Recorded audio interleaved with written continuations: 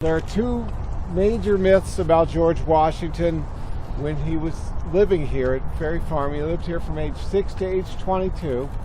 And the first one involves a cherry tree. And we're not talking about that one today, but I'll just bring it up.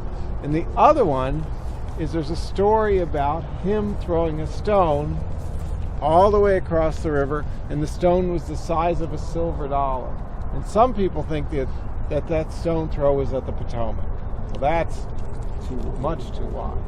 When he lived up there, and he was too young. So when he lived here, though, this is a much better distance. And there are stories about him throwing rocks his entire life.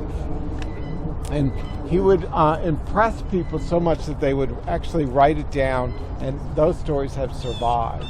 And so the first one is when he was a general in the Revolutionary Army. There was two drummer boys.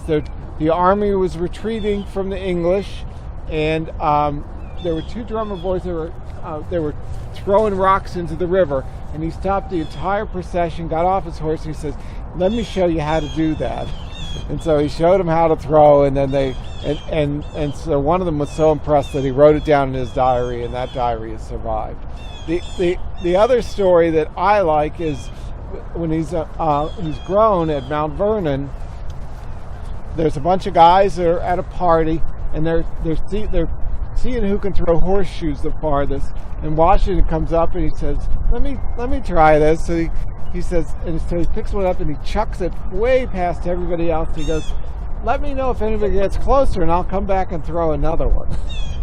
And so I actually believe this story is true, that he threw a stone here across the river, and people have been commemorating that effort for, I would say, since the 1930s and 40s.